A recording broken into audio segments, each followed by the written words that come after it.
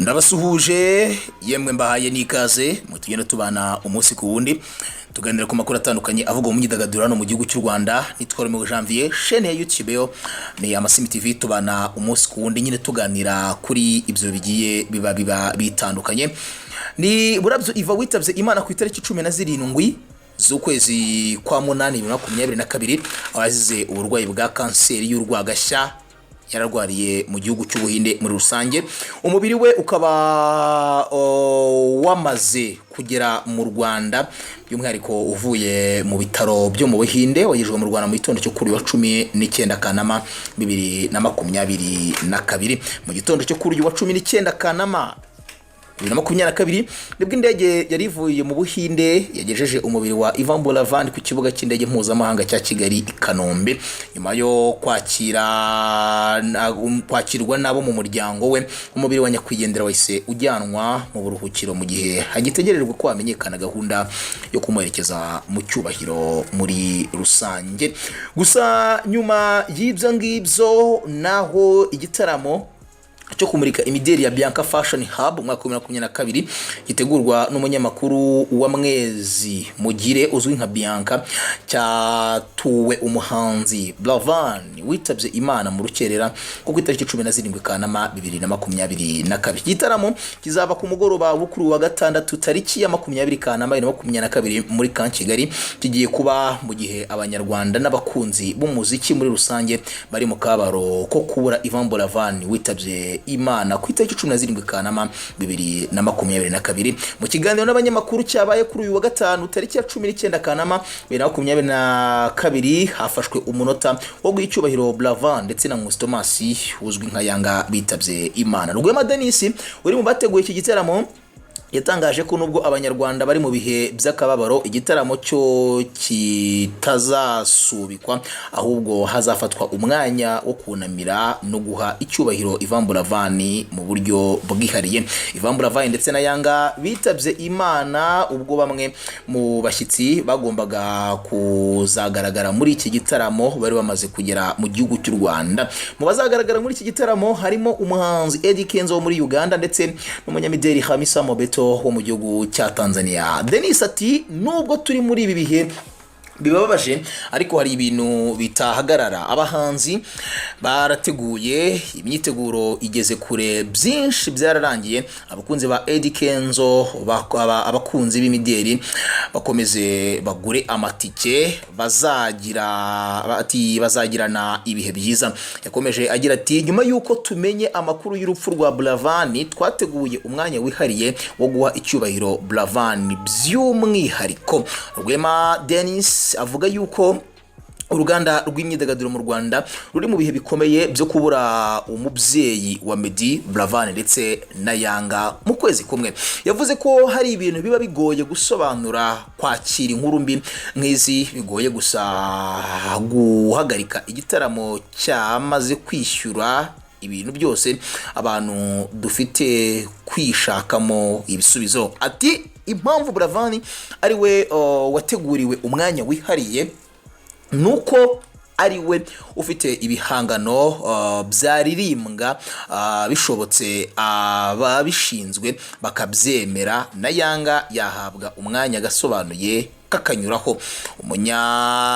Umujyanama w'abahanzi Alex Muyoboke yavuze ko nubwo uruganda rw'imyidagaduro ruhuye n'ibihe bitari byiza ariko haba hagomba no kubaho kwishimira ibyo uwatabarutse yasize yarakoze. Ati ku byerekeye uruganda rw'imyidagaduro turi mu bihe bibi ariko ibikorwa biba bigomba gukomeza. Bianca yateguye iki gikorwa atazi ko ibi bizaba, abashyitsi bari bamaze kuhagera. Urupfu rwa Yanga rwamenyekanye twageze ku kibuga cy'indege Hamisa Mobeto agiye kuza, ntabwo twari kumusubizayo, nta kundi byagenda. Mureke dushake ibisubizo, ntabwo iba ari ugushinyagura, mureke kubyitiranya. Ibirori by'imideli bya Bianca Fashion Hub bigiye kuba ku nshuro ya kabiri, bihuriza hamwe abahanga mu kurimba ndetse abahize abandi bazabihemberwa, cyane ko Hamisa Mobeto azaba ari umukemurampaka ku bazatambuka ku itapi itukura bambaye neza. Ni ibirori bitegerejwe kuri uyu wa 20 Kanama 2022 bizabera mu ihema rya Camp Kigali, bizitabirwa n'ibyamare bigiye bitandukanye nka Hamis Hassan Mobeto wo muri Tanzania, Sheila Gashumba ndetse n'abandi bagiye batandukanye. Abazitabira ibi birori bazataramirwa n'abahanzi nyarwanda barimo Bwiza, Aline Sano ndetse na Chris Easy. Amatike yo kwinjira muri ibi birori akomeje kugurishwa binyuze ku rubuga rwa ala cyangwa elo langufi g tickets.rw. ra isanzwe ariko iri mu kinyuguti kinini na ga iri mu kinyuguti kinini, tickets y'amatike uko bisanzwe akadomo rwa. Aya make ari kugura 10,000 mu myanya isanzwe, 20 mu myanya y'icyubahiro ndetse no 300 ku meza y'abantu batandatu. Hariho ikinywaji. Urumva abakunzi b'ikinywaji rwose Bianca yabyibutse ubushize baramusereje ngo yashyizeho nguvu, ngo yakubiseho nguvu rwose, niyo abantu bari bishyuye muri VIP banyoye, ariko twizere ko ejo bizaba byakemutse, bizaba biri ku murongo muri Bianca Fashion Hub. Bakoze ikintu cyiza cyane cyo kuvuga ati reka dutekereze twibuke abantu nk'aba ngaba bave mu matiku y'abantu nk'abacita bavuga ngo Bruce Melody ntago we ubwe yarakwiye kugira gutya ngo abe ya postinga ko afite igitaramo muri rusange. Ni ku wa gatatu ku itariki ya 17 ukwezi kwa 8 2022. Ni umunsi w'umukara, ni itariki y'umukara, ni ukwezi k'umukara, ni ukwezi umuntu atakwifuza ko kwazagaruka cyane cyane mu myidagaduro bitewe n'agahinda kumaze gusigira bamwe mu bakunda imyidagaduro kuba kubura abo bakundaga ndetse n'imiryango yabo, agahinda ifite gakomeye. Yitwa Burabyo Iva, yitabye Imana kuwa 17 z'ukwa 8 2022. Yitwa Thomas Nkusi, nawe yitabye Imana ku itariki ya 17 z'ukwezi kwa 8 2022. Umwe ni Blavan Iva, undi ni Yanga. Ni byamare hano mu gihugu cy'u Rwanda. Umwe ni umunyamuziki, undi yakoze agasobanuye cyane ndetse ni nawe wahaye inspiration abarimo barumunabe barimo nka Junior Giti ndetse na Sankara ko gutangira gukora icyo bita agasobanuye. Reka njye kuri Blavan gatoya, by'umwihariko ni inkuru yabaje abantu bari mu ngeri zigiye zitandukanye, bigaragaza ko yari muto ariko atari gito, bigaragaza ko yari muto w'umuhanga uri smart, ufite abanyabwenge bari hafi ye kandi bamukunda banamwumva cyane. Edward Bamporiki, uyu nguyu yahoze ari umunyamabanga wa leta muri Minisiteri y'Urubyiruko n'Umuco, numwe mu bakomeje kugaragaza ko yashenguwe n'urupfu rw'umunyamuziki Ivan Blavan witabye Imana mu rukero rwo kuri uyu wa 17 Kanama 2022. Uyu muhanzi Burabyo Iva yaguye mu bitaro byo mu Buhinde, nawe yaragiye kwivuriza kanseri y'urwagashya yaramaranye imisi, ari nayo yamuhitanye maginga yangaya. Bamporiki Edward kuri Twitter yanditse agira ati utabarutse atutira aba yujuje, ruhukira mu mahoro mukaragandekwe, icyo watumye indekwe yawe n'umurage uzaranda mu Rwanda urazindutse nshuti yanjye, ayacu ashize ivuga. Edward Bamporiki yaramaze igihe kinini, navuga ngo yaramaze igihe gikabakaba ku mezi agera kuri 2 uko mbitekereza, yego amezi agera kuri 2 adakoresha urubuga nkoranyambaga rwa Twitter, apostinga yeruka kwandika asaba nyakubahwa Perezida wa Repubulika y'u Rwanda imbabazi nyuma yo kwakira indonke muri rusange.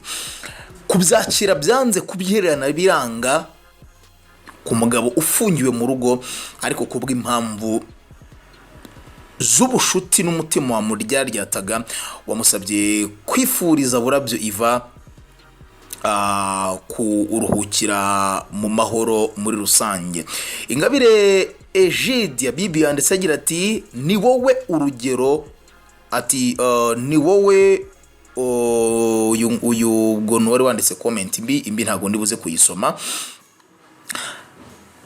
Siwe gusa muri rusange ariko mbere gato Edouard Bamporiki nawe numwe wakomeye bashije gufata mu mugongo umuryango wa Burabyo ndetse akanifuriza Burabyo kuba yaruhukira mu mahoro.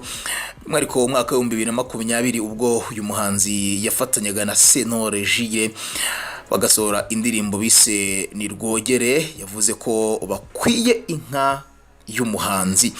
Inka yahabwaga uwarushije abandi ku rugamba. Yagize ati mukwiye inka y'umuhanzi bene Imana. Iyi nganzo nimuyirambure mugorore umuhogo bigerejo, mudukize umwuma umaze iminsi aha tugororoke. Muraba mutoje munahabuye abendaga guhaba. Minisitiri wa Siporo Aurore Mimosa Munyangaju nawe yanditse agira ati ruhukira mu mahoro iteka Blavani mfura y'u Rwanda. Siwe gusa kuko na perezida w'inteko ishinga amategeko y'umuryango wa Afurika y'Iburasirazuba ni Martin Ngoga we yagize ati ruhukira mu mahoro Blavani, impano ikomeye igiye vuba, ibikorwa byawe bizahora biratwa. Umunyamakuru Bagirishya Jean de Dieu uzwi nka Jado Castar akaba ari n'umuyobozi wa BNB FM Umwezi yavuze ibigwi Ivan Bolava ndetse anashingurwa no kuyu muhanzi agiye akiri kare. Yanditse agira ati igisobanuro cy'ubupfura no kwicisha bugufi, umunyemano w'umuhanga byahamye, wakoresheje neza igihe cyawe ntore itazava mu mitima yabawe, utabarutse ukiri muto utarabaye gito habe namba. Cyo ngaho itahire neza Burabyo dukunda, Uwiteka agutuza heza akomeze abasigaye. Ni ku rubuga rwa Twitter by'umwihariko aho benshi baramburiye amarangamutima yabo nyuma yo kumenya urupfu rw'umuhanzi witwa Burabyo Ivan cyangwa se Ivan Bolavane. Akaba umuhanzi nyarwanda watangiye umuziki nk'umwuga mu mwaka w'2015 ubwo asohoraga indirimbo Amajunda by'umwihariko mu mpera zawo mu kwezi kugana Ukwakenda. Icyo gihe amara gusohora iyo ndirimbo byazamuye umurindi by'umwihariko bituma benshi bagenda bamukunda, zamukira ku ndirimbo injyana yakoranye na Gabi Umutare, ageze ku ndirimbo Marayika maze ibintu biba mahwi. Abanyarwanda babona yuko nta wundi bagomba gutega amatwi ngo bumve inganzo ye atari Burabyo Iva. Kuva uwo munsi Iva abasha kuba yakwigarurira abafana b'umuziki hano mu gihugu cy'u Rwanda. Navuga yuko byanakomeje kuzamura urwego rw'umuziki we, bikaza no kuza gutuma aba umwe mu bahanzi bakomeye banatwaye n'igihembo cya Prix Découvert, navuga ngo cyahawe n'ubundi uyu musore Burabyo Iva. Uyu mutipe agiye ari umunyabwenge, ari umuhanga cyane, agiye avuga amagambo menshi agiye akomeye, ndetse kimwe mu byo atazibagiranwaho nuko yaburaga imyaka 3 ngo ashaka umugore. Tugendeye ku byifuzo bye nk'uko yavuze aganira na Yago TV show, yavuze yuko azarongora ku myaka 30 y'amavuko, ariko urunyago rw'urupfu rumutwaye ku myaka 27 gusa y'amavuko. Ni imyaka yuje ku itariki 27 z'ukwezi kwa kane mu mwaka wa 2022 muri rusange. Azize kanseri y'urwagashya nk'uko nabivuze haruguru, ndetse yaguye mu gihugu cy'Ubuhinde ni nyuma yo kwivuza bikanga, ava mu Rwanda akerekeza mu gihugu cya Kenya, ngaruka mu Rwanda yumva ameze neza, mu nyuma biza kuza gukomera yasubira mu gihugu cy'Ubuhinde, ari naho yarangirije urugendo rwe rw'ubuzima muri rusange. Kuwa mbere ubwo ni ku itariki ya 15 nibwo hasomwe misa yo kumusabira no kumusengera by'umwihariko ngo Imana ibashe kumworohereza. Ndumva ari kuri kiliziya ya Saint Dominique iri Kacyiru, n'ubundi uyu musore yarasanzwe asengeramo. Yari mwiza mu muziki ndetse yari mwiza mu kwicisha bugufi, yari umusore w'umunyabuntu ugira urugwiro kandi utuje. Yari buca umuryango w'abana 3 aho yabubyarwaga na Burabyo Michel muri rusange. Burabyo Ivan uyu munsi asigiye benshi inkuru imusozi, by'umwihariko higanjemo iyo kwicisha bugufi. Uko uzabaho kose uzasigare wicisha bugufi, byibura hazasigare inkuru imusozi ivuga ngo wa muntu yari umuntu mwiza, yacaga bugufi, yumvaga abantu, yagiraga urukundo ndetse n'urugwiro. Uko niko Burabyo ivagiye. Reka roho ya Burabyo iruhukire mu mahoro.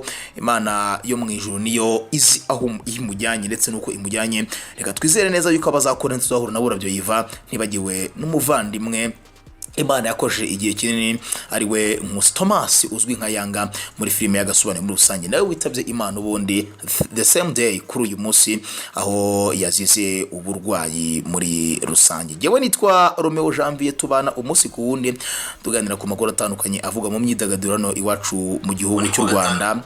Bye, muhabwe umugisha.